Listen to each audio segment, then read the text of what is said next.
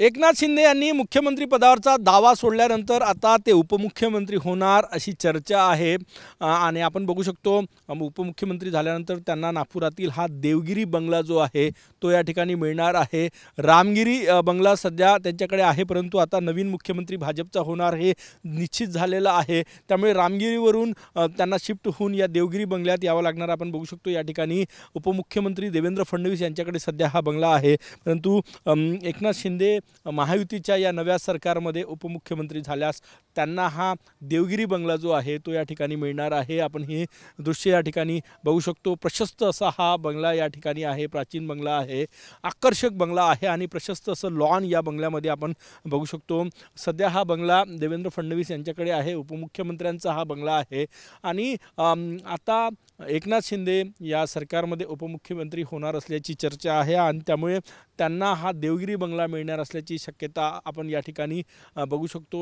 हे दृश्य हा प्रशस्त असा हा बंगला नागपुरात उपमुख्यमंत्र्यांसाठी दोन बंगले जे आहे, सरकारी बंगले जे आहे ते निश्चित करण्यात आलेले आहे। एक बंगला अजितदादा पवार यांच्याकडे आहे आणि हा उपमुख्यमंत्री देवेंद्र फडणवीस यांच्याकडे होता, परंतु आता हा बंगला जो आहे तो उपमुख्यमंत्री झाल्यानंतर एकनाथ शिंदे यांना मिळणार असल्याची खात्रीलायक सूत्रांची माहिती आपण हे दृश्य या ठिकाणी बघू शकतो।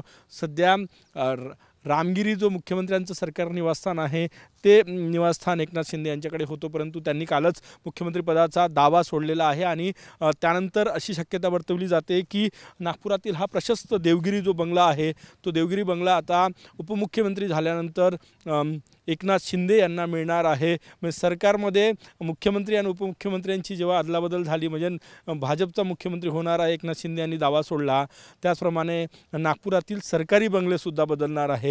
एकनाथ शिंदे यांचा प्रवास रामगिरीवरून आता देवगिरीवर येणार असल्याची माहिती आहे। कॅमेरामॅन साईसह गजानन माटे, TV9 मराठी, नागपूर।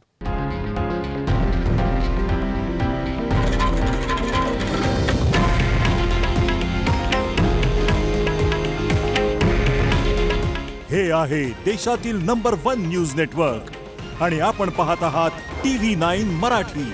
काळजी तुमची, हित महाराष्ट्राचं।